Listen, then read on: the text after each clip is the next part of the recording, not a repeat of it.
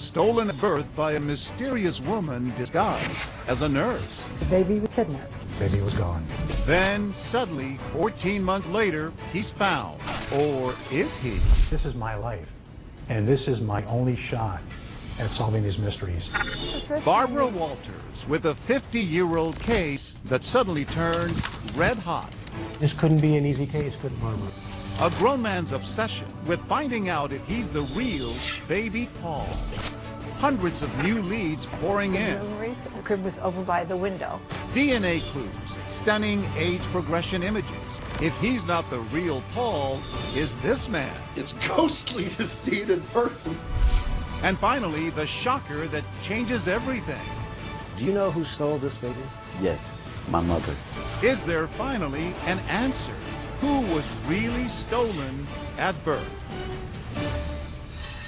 Welcome to 2020 on ID. I'm John Quinones. It was a story that made sensational headlines. A day-old baby snatched from the maternity ward. His parents overwhelmed. Reporters outside their home. A letter from the Pope. And police and FBI agents searching for their lost son. Then, more than a year later and hundreds of miles away, an answer to their prayers. A little boy was found abandoned. The FBI said they believed he was the missing child. But was he? 50 years later, that boy, Paul Franzak, says the FBI had it all wrong. And with the help of ABC News, a new search was launched. Barbara Walters first unraveled this mysterious tale in 2013. And there may finally be an answer to the question, who was stolen at birth? I want to show you some photographs. Looking at old family photos with Paul Franzak is a strange experience because the baby in his baby pictures is not him. How do you feel when you see this picture? I feel like I want to find him and hug him and make sure he's okay. Paul has a wife, Michelle, a daughter, Emma, and a fish named Blue. Say hello, Blue. A perfectly ordinary life. The problem, as he recently discovered, it is not his life. This mystery, born of a terrible crime, was supposedly solved nearly 50 years ago. But today it is a paradox, so strange, even his name is not his own. Who is Paul Franzak? That's what I hope we can find. The crazy, amazing story begins with a villain, an evil woman dressed in white, and a baby stolen at birth, half a lifetime ago in 1964. Lyndon Johnson was in the White House, leading a nation still reeling from the assassination of President Kennedy. A young journalist named Barbara something or other was breaking into television, appearing on the Today Show. And the original boy band was shaking up America.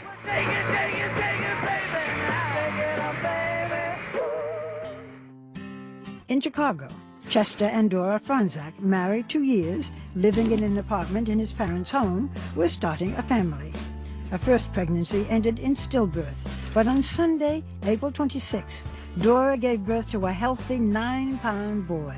They named him Paul Joseph. He was a very cute, alive, sparkly baby, and she was thrilled. Mary Trenchard Petrie was a 19-year-old student nurse at Michael Reese Hospital in Chicago. She was in the maternity ward with Dora Franzak the day after her delivery. That whole thing is like a movie in my brain. I see myself in my uniform and as a student nurse. I see the joy that was when they brought the baby to her the first time, how thrilled she was. But soon the thrill and the baby would be gone. It was the last time Dora Franzak would hold her son. Earlier that day, a woman dressed like a nurse, all in white, had come into her room. She looked at baby Paul and left without a word. The woman had been seen elsewhere in the maternity ward several times that day and the day before. No one questioned her or raised any alarm. Former FBI agent and ABC consultant Brad Garrett has looked into this case for us. My sense is she was looking for what child she wanted to take. That afternoon, the woman in white returned to Dora Franzak's room. As I was leaving the room, a woman came into the room. This time, she did more than just look. And did Mrs. Franzak give her her baby? The woman said to her, the doctor wants to see your baby. And she said, oh, okay, and handed the baby to her. The fake nurse was able to whisk Paul Franzak out of the maternity ward, down several flights of stairs, and out of the hospital. Apparently she got in a cab and took off. Easy.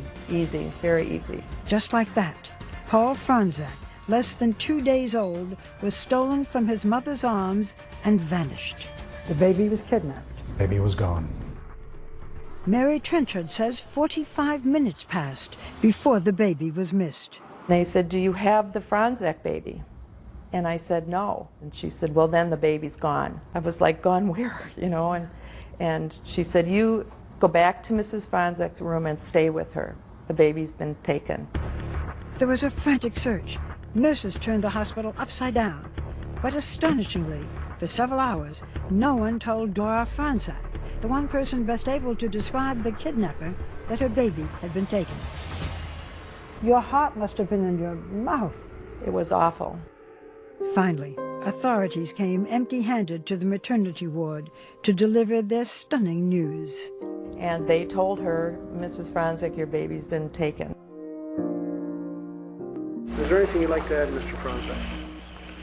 What would you like to tell the person who took the baby? We uncovered rare archival news photographs and film footage of the case. Here is Chester Franzak, the day after learning that while he was at work as an aircraft machinist handing out celebratory cigars, his boy had been stolen. Do you have an appeal to the kidnapper? I pray that you'll take care of the baby and return him. I don't know what more to say. A distraught Dora Franzak, with Chester kneeling by her side, made a public appeal for the kidnapper to return their son. Would you have any reason to think why she might have taken the baby? The only thing I can think of, she must have been desperate for a baby, that she would come and take someone else's baby away from them, where she couldn't have her own, or she lost hers or something. But even losing the child, I don't think you're that desperate to go and take another woman's baby. If the kidnapper, seen in police sketches, heard the Franzak's plea, she was not moved by it. But others were. FBI agents and police, many working on their day off, searched the city for the phony nurse and the kidnapped baby. They threw out a dragnet, pursuing hundreds of leads and tips from the public. So where do you go from here, Lieutenant? We're still checking out all the leads we have that we're receiving by telephone and other checks that we are making. Authorities had another problem. If and when they found the baby, how would they positively identify him? There was no DNA testing, and blood testing was inexact. Particularly if you go back to 1964-65, extremely challenging trying to match up, is this the child, the biological child of the Franzaks? There was another identification method then in vogue, the shape of an ear. Basically, it's the dimension, size, and the folds of the ear. Authorities were about to get a chance to put the ear theory to the test. 14 months after the kidnapping, a child was found, a boy, apparently the right age, halfway across the country. Was it possible? Might this be the face of Paul Franzak? And I heard the lady say, "Oh my God, this is my child, this is my baby." Stay with us.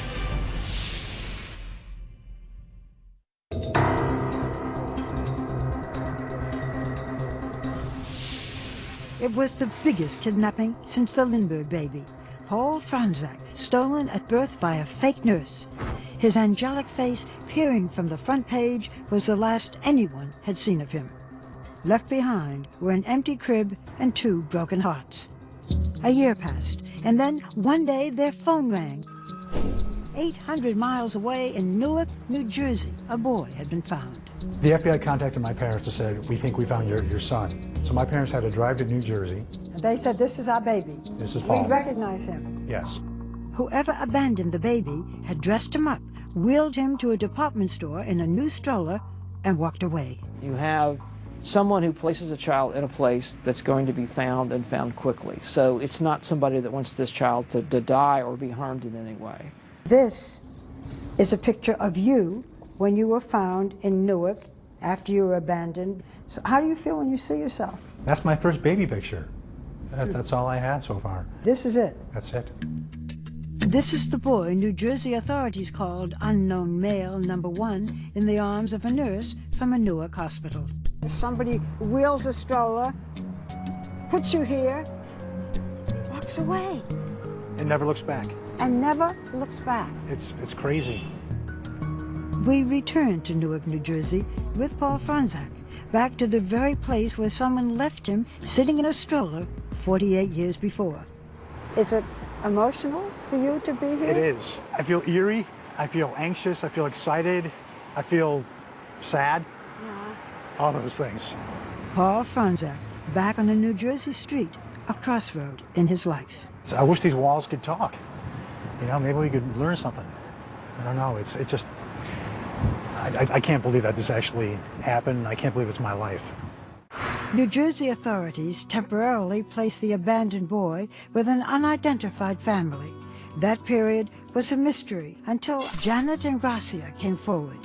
She says it was her family who had cared for the boy as they had for nearly 100 other foundlings over the years. He was an adorable little boy, he really was. The FBI is now investigating the little abandoned boy. Yes. They came several times and they took different, like a mold of his ear, and that was sent up to Chicago. Authorities compared the shape of the left ear of the boy in New Jersey with the baby photos of Paul Franzak.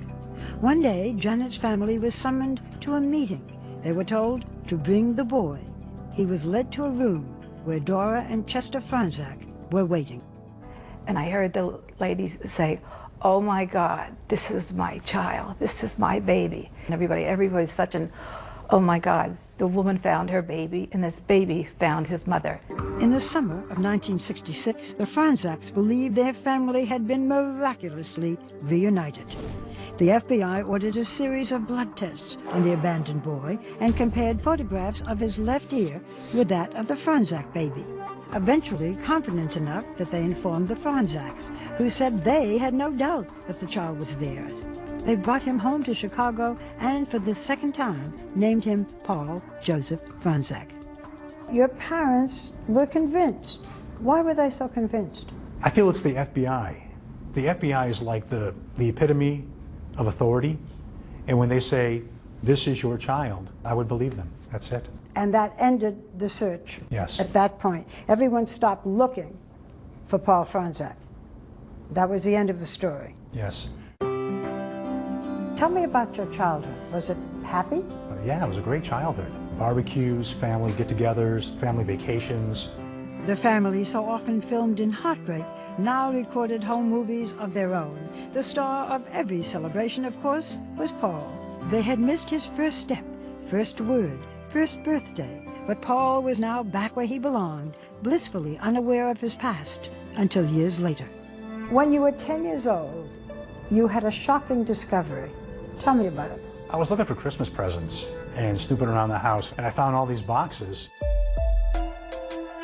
And it turned out it was a box of clippings and a bunch of cards and letters all about a kidnapping. Did you ask your parents about it? I did. I asked them, what is this? And they said, well, you were kidnapped. We found you. Just like that, you were kidnapped, we found you? And that's all that matters. You're our son, we love you. How did your parents explain what happened to you? They really didn't talk about it. It was something that we really didn't bring up in the house. It was a very touchy subject. Did you ever feel that there was anything out of the ordinary when you were growing up? Well, I did notice that I didn't resemble anybody in my family. You had a brother? Correct. Yeah. And he looked like your parents? Exactly like my dad, 100%. And you didn't at all? Not at all. When he grew up, Paul pursued a career as an actor. Told you we were nice. We're really nice. His resemblance to George Clooney got him work as a stand-in in Ocean's 11 movies. Ready, steady, go!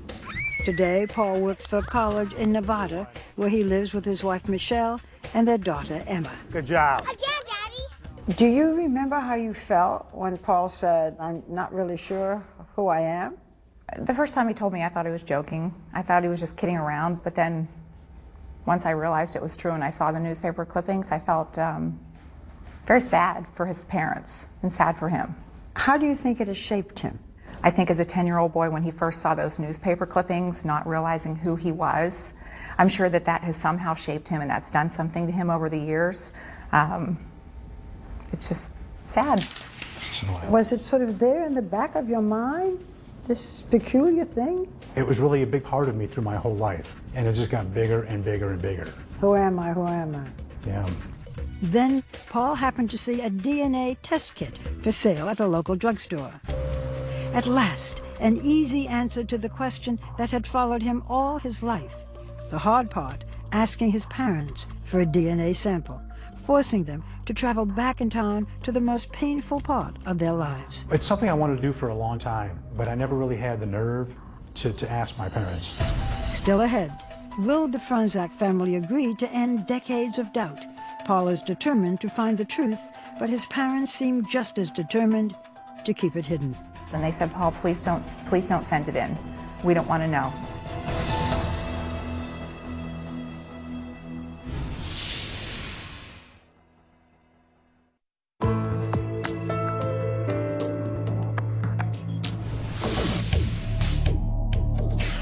From his home in Las Vegas, a city defined by luck and loss, Paul Franzak took the biggest gamble of his life.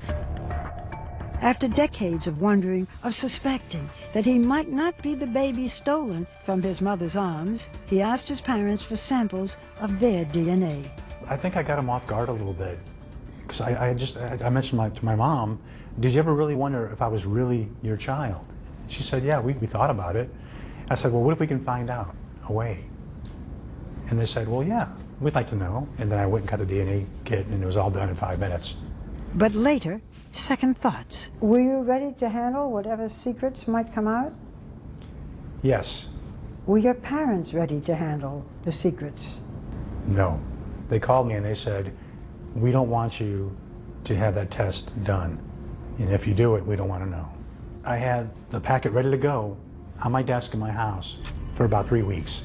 And I would pass it every day, fighting with whether to do it or not. And finally one day I told my wife, I said, you know what?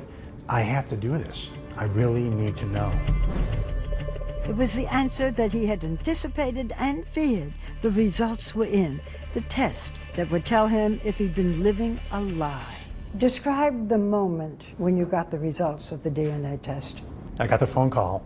I found out that there was no remote possibility that I was a Franzak child. And all of a sudden I felt the color drain from my face.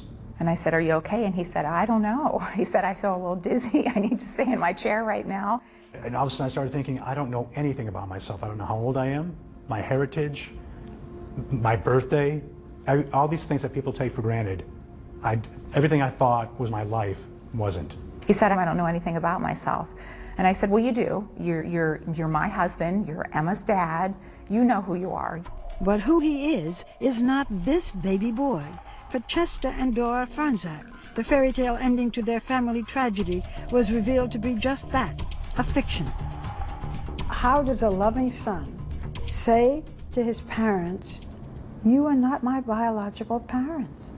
That was another hurdle I had to go through. My dad's 82, he has a hard time hearing on the phone. And my mom, I knew she would be very upset. So I really thought the best way would be to send them a letter. Would you read it? Sure. All right, so it's Dear Mom and Dad. First, I am your son and always will be. I love you both, and that will be forever. I am not the kidnapped baby that you had stolen from your arms on April 27, 1964. This means that the real Paul Joseph Franzak may still be out there, alive, not knowing who he is. I know this is hard for you, but this is also about me at this point. What was the reaction of your parents? My dad called me, and he called me a name that he never has called me before in my life. How'd you feel? I was speechless. And then my dad hung up. In their heart, I was their son, and that's all that mattered. Did you think maybe you shouldn't have taken the DNA test? I struggle with that quite a bit. I love my parents, and I always do what they ask, but this is something that I really felt I had to do. But the truth hurts. The Franzak's prayers to find their stolen baby had actually never been answered. I feel like the Franzaks, it's like their baby has been kidnapped again, like they're going through it all over again. For Mary Trenchard Petrie, the student nurse who witnessed their grief firsthand, it is still a heartbreaking development. We have a film to show you from 1964. It's your parents at a press conference just days after their baby was stolen. Let me show it to you. Okay. The only thing I can think of, she must have been desperate for a baby, that she would come and take someone else's baby away from them. What are your thoughts when you see this? It just really hits home with how my mother-in-law felt. And then it hits home that the pain that she went through then, I'm sure she's feeling it now. For Paul, fond memories have become bittersweet, tainted by the knowledge that he was not kidnapped and found. He had been abandoned, most likely by a parent. The toughest moment for me is when I watch the home movies of when I was first brought back from Jersey, and I see how a young boy was running around that someone had just left. And it kills me every time I see that. I look at my daughter, she's 4 years old, and the thought of leaving her behind, that's what really hurts me the most. Paul is now determined to solve the two mysteries in his life. Who is he, and what happened to his parents' stolen baby? My main goal is to find the real Paul. My parents raised me, and they did a great job. And I feel that if I don't do everything I can to help find their real child, then I'm not doing my job as a son. Don't you also want to find out who you are? It'd be a great bonus. To help Paul solve these mysteries, we introduced him to Brian Ross, our chief investigative correspondent, and ABC News consultant, Brad Garrett, a former FBI profiler. So we're starting to pull together, anybody who touched the case in your game. I'm in this for the long haul. To crack open a cold case that is 5 decades old, we hit the airwaves. I'm in Chicago for the hunt for a stolen baby. Asking viewers to test their memories and send in tips. So if you know anything about this case, let us hear from you. Next, the search for a 49-year-old man who could be the stolen baby. Is this a glimpse of the real Paul Franzak? 2020's investigation when we return.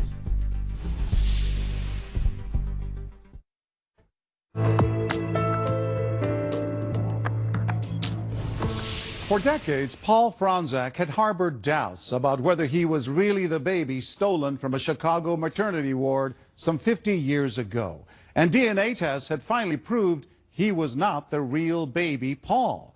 But if not him, then who is? And who are Paul's true birth parents? ABC News chief investigative correspondent Brian Ross stepped in to help him find out. When we arrived in Chicago, the case was as cold as could be in a city notorious for its Lake Michigan wind chill. The hospital on the south side where Paul Franzak was stolen has been shuttered, its records long gone.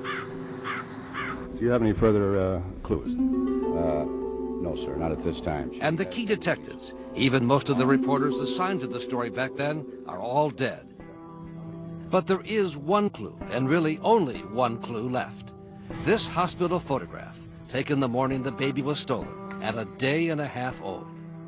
So that's how we began our investigation, with artists at the National Center for Missing and Exploited Children, trained in criminal forensics, who create what are called age progression images. Steve Lofton runs the unit. We've had good success, especially with the long-term missing kids that have been gone 10 years or more. What was the challenge when you got the assignment with Paul Franzak? Obviously, being an infant, that was the only picture we had available, and it was the awkward angle of that image. Artist Colin McNally was assigned the task. Working from family photos of Paul's parents and brother, it became a kind of jigsaw puzzle, fitting distinctive features from each of the family members into a blank face. And then, for the first time, what the real Paul Franzak could look like, 49 years in the making. From blank face to a handsome man in a dark shirt who was stolen from his mother's arms and does not know it. I feel good about it. I think it is in the ballpark, yes, sir. That if he's alive, there's someone who looks like that. Yes, I would bet on it. The last known sighting of the baby and the kidnapper was at this intersection in the Chicago neighborhood of Bridgeport, where a cab driver told police he had dropped them off after picking them up at the hospital. The search went on for days in 1964. Hundreds of police officers and FBI agents were involved. And our consultant, former FBI agent Brad Garrett, says it is likely the kidnapper had some ties here, given past infant abduction cases. They tend to be from the community where they take the child. So we did our own door-to-door canvas with the image from the Center for Missing and Exploited Children and another one produced by artists commissioned by ABC News from the Michigan firm Fojo.com. Some of the old-timers in Bridgeport remembered the case. I do remember that baby being stolen. You don't recognize these pictures? But that was about all. So then, on the air on our ABC station in Chicago, Channel 7, to show the new age progression photos. What he might look like. And within hours, the tips began to roll in. One viewer said the stolen baby was a Chicago fireman, and we'd find him at this station house on the south side. Another viewer thought the owner of this suburban restaurant was the stolen baby. What if you take your hat off there? What do we see? No? No. But another lead gave us new insight into the woman who kidnapped the baby. She may have tried to steal another baby a few weeks earlier from the backyard of this home, also on the south side of Chicago. And all of a sudden, I heard my mother scream, oh my God, that's her. And Mom was pointing at the old black and white TV set, saying, that's the woman who was in our yard, trying to take Nicole. Joan Rome was a teenager at the time, and her niece Nicole was 10 months old, in a baby carriage, while Joan's mother took down the sheets from the laundry line. The woman had taken the mosquito net off Nicole's buggy and had her hands in the buggy ready to grab Nicole. She says her family called the local police precinct, but that there was never any follow-up. But now, after almost 50 years, there is new life in the stolen baby investigation that the FBI closed out in the 1960s. We're going to do everything that we can to follow up to see if that baby is out there. They're going to keep looking through it and analyzing it. FBI agent Robert Shields says the case was reopened after Paul Franzak's DNA revealed he was not the stolen baby. We believe there's someone out there that has information. And so far, 3 separate individuals have come forward, each of them 48 or 49 years old, about the right age range. Joe Lang and his wife Joni contacted us after they saw the age progression images on the ABC News website. It is shocking at the similarities. The hairline, everything is a match. Rub it around in there. Lang volunteered to have his DNA tested, telling us that he learned at the age of 8 he was adopted under what he called suspicious circumstances. It was much the same story with Cody Hall of Loveland, Colorado. His wife Pamela contacted us after seeing the story on television. The baby picture really reminded me so much of Cody that it gave me chills. Hall said he wanted to take a DNA test because he never knew his birth parents and was told he was just found somewhere by a relative. She just said she found me, but I don't know how that was done. And then there is David Fisher, who lives outside Fresno, California. I do believe there's a chance that I am the stolen baby. As he provided us with his DNA sample, he told us how his wife and children saw the ABC News stories. And when they saw the picture pop up, they said, Dad, that looks like you. And when his family added facial hair to the age progression images, there was a distinct resemblance. I was totally shocked when I saw the resemblance. If I had no mustache, it would be me. Despite the similarities, none of those 3 was a match for the missing baby. Then Paul Franzak visited Barbara Walters on The View to cast an even wider net for our search. So tell us what your quest is. The main quest is to find what happened to Paul, because a tragic thing happened to my mom. Paul Franzak, the real baby who was Kidnapped. And a viewer thought she knew the solution to this 5 decades-long mystery. A friend of hers in Dallas by the name of Sam Miller. There she sees this picture come up on TV, and she called me. She goes, you're going to think I'm out of my mind. This is the picture? Yes. It's ghostly to see it in person that large. Yeah. Not only does Miller look a lot like one of the age progression images we had produced, but look at the baby pictures. It looks like me, and it looks like my son. Miller, a 49-year-old Microsoft executive, is the right age to be the stolen baby. Grew up in a suburb outside of Chicago and did not learn he was adopted until doctors told him his kidney disease had taken a serious turn for the worse. He called a cousin for information about the family's medical history. I'm end-stage renal disease and I need a kidney. She started the sentence with, "What kidney disease? You mean you don't know you're adopted?" So for Miller and his wife and 2 children, the prospect of finding his real family could be a matter of life and death. So here I am, and hope that I'm able to find a kidney, find my family, and go on with my life, because I'm kind of near the end. Miller was eager to provide swabs with his DNA sample to be tested and made contact with the FBI. This must be quite an emotional moment for you. I look like that guy, and I have no idea where I came from. And then, as Miller was showing me pictures from the family album, Corinne Mosak, my mother. The phone rang in the kitchen. It was the call he had been waiting for. This is Sam. The phone call that would resolve it all. From the government office in Chicago that had his original adoption papers, which 2020 helped to get unsealed. I appreciate it. I would like to know who I am. It was a 90-second phone call, full of nervous anticipation. I see. As Miller learned what was found in the adoption files that had been kept secret until this moment. My birth mother was Sheila. If true, that meant that Miller had not been stolen, but given up for adoption legitimately. Not the stolen baby? No, they found my original birth certificate. For Sam and his family, hugs and tears and disappointment. You okay? Yeah, we'll be fine. And a new search for a family he now needs to find as he faces a kidney transplant to keep him alive. I have a brand new search. For us, it was back to Chicago and the discovery on the 2020 tip line of what, amazingly, would turn out to be an even more intriguing lead about who the kidnapper might be. Do you know who stole this baby? My mother. Your mother stole the baby? Yes. His name is Johnny Harbaugh, and what he told us about his mother may seem far-fetched, but it most definitely is not. It's a pretty serious charge that your mother kidnapped a baby. Right. But she was arrested a few times for suspicion of kidnapping babies. His mother's name was Linda Taylor, a notorious figure in Chicago in the 1970s and 80s, dubbed America's welfare queen and vilified by President Ronald Reagan. Her name is Linda Taylor. The Illinois Legislative Advisory Committee on Public Assistance investigated, came up with 82 charges of welfare fraud, perjury, and bigamy. Among other things, they discovered 100 aliases and 50 false addresses. We began to look for her after our 2020 tip line provided this clue. The baby was stolen by a lady known as the welfare queen. She had many, many schemes to get money and would have most likely sold the baby. Linda Taylor died in 2002, but we found her son living in a Chicago suburb, prepared, he said, to finally tell what he knows about his mother and the stolen baby. Did he have a name?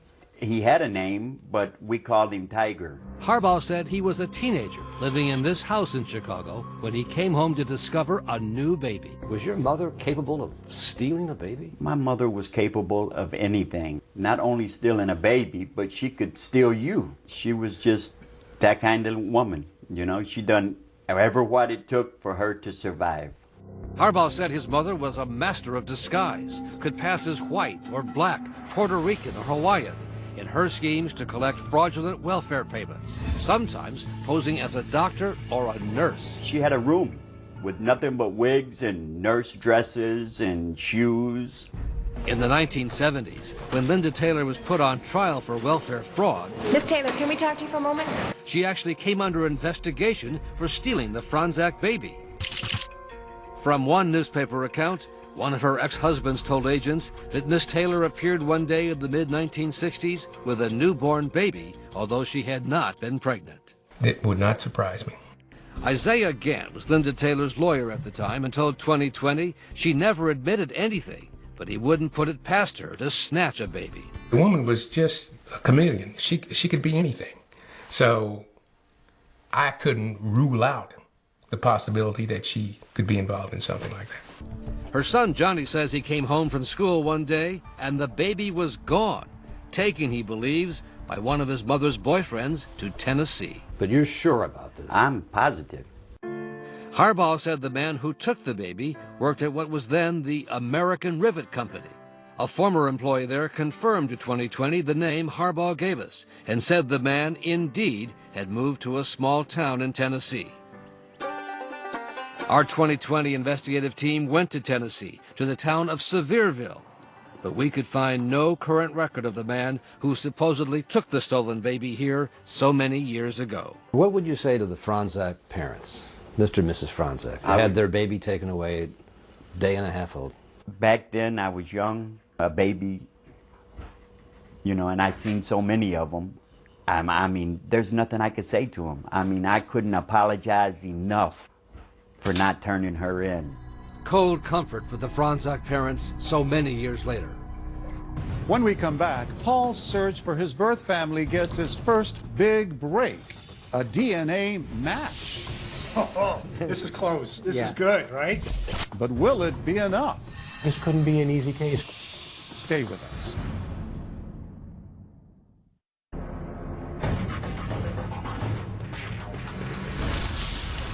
For Paul Franzak, a mission has become an obsession. Gotta go again. Between breakfast and ballet lessons, We're going to dance class. he is on the hunt. I work a full-time job, I have a family, but this is my life. And this is my only shot at solving these mysteries. So I put as much time as I can. Everyone goes to bed at night, I'm online researching. This is my first actual baby picture right here. His focus is finding his parents' stolen baby, but he is still searching for clues to his own identity. I feel kind of like an imposter because I'm using his birth certificate. Paul is out there, and I have his birth certificate, and I want to give it to him, and then I want to find mine.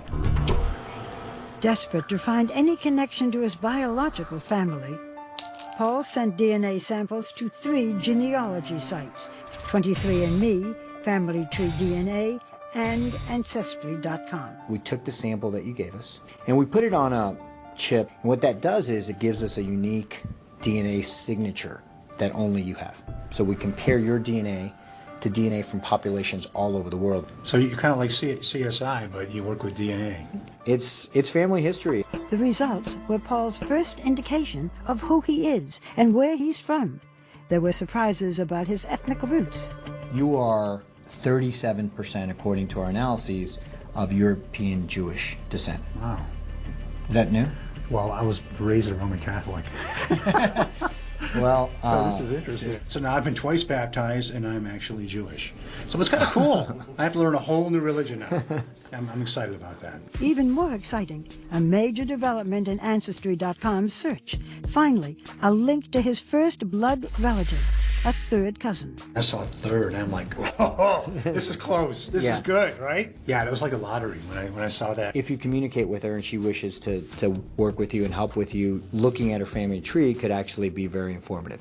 You have been in touch with that cousin. I have. And she got back to me and said, wow, how can I help? And how has she helped? She sent me a list of her relatives. I believe that once we actually have that family tree, we can start looking for where my DNA overlaps with their family. If any of her relatives lived in or near New Jersey, where Paul was abandoned, they could be the key to unlocking the mystery of who he is. But we have to kind of work on that path. To see if anybody really does know who you are or what happened. Right. But then another step, make that a leap closer. Paul got another match on Ancestry.com, this time a possible second cousin. Finding a second cousin match is substantially better than finding a third cousin match. For Cece Moore, a genetic genealogist helping Paul with his case, it was a eureka moment. I was extremely excited. I thought we might be able to have a very quick resolution to this case. That cousin's name, Alan Fish, a 57-year-old from New York. A second cousin could unlock the mystery. Alan and Paul's parents could be first cousins, their grandparents siblings. But there is one ironic obstacle. Turns out Alan was himself adopted, so just like Paul, he was searching for his biological parents. To find that his closest match turns out to be adopted was just unbelievable, incredibly disappointing. This couldn't be an easy case, could it, Barbara? No, exactly. A setback, and then a tragedy. Days before Alan would see court records revealing details about his birth mother, he died of a sudden blood clot. Alan's children and widow Randy are determined to carry on Alan's search and to help Paul with his. Nice to meet you. It's nice to meet you. We know this must be very difficult. Yes. In this very sensitive time, you still came in to meet Paul and help him on his journey. Why did you want to do this? All 4 kids at the same time said they want to honor Alan's memory and finish this. He was so excited to meet you. You know, to have this happen, my father passing away just days before he meets him, it's just surreal. I can't believe it. Was your husband very curious about Paul? Yes. What did he want to know? He wants to know everything about him. This is amazing, and thank you for continuing this, because it's going to be an interesting journey. Yes. The next step in that journey, tracking down Alan's birth mother. With 2020's help, the family got her name. Age 16, born November 18th, 1940. If found, she would be Paul's closest relative so far. Paul's hope is that every clue brings a tragic mystery closer to being solved. Look at all these people. This is all your family. Are you getting to be more hopeful that you'll find out who you are, who Paul Franzak is, the whole story? If it's possible to be more hopeful, because I'm really a hopeful guy. Yeah. And I still think we're going to solve both these mysteries. Wouldn't that be great? Yes. It's going to happen. With the help of Cece Moore and her team, Paul Franzak did eventually learn the name he was born with and the identity of his birth parents, both of whom are now deceased. He also learned he has a twin sister, but as of 2016, her whereabouts are unknown. Meanwhile, the FBI search for the real baby Paul remains open. And as for Sam Miller, who looked so much like the age progression drawings, he was able to find a donor and received a kidney transplant. I'm John Quinones. Please join us next time for another edition of 2020 on ID.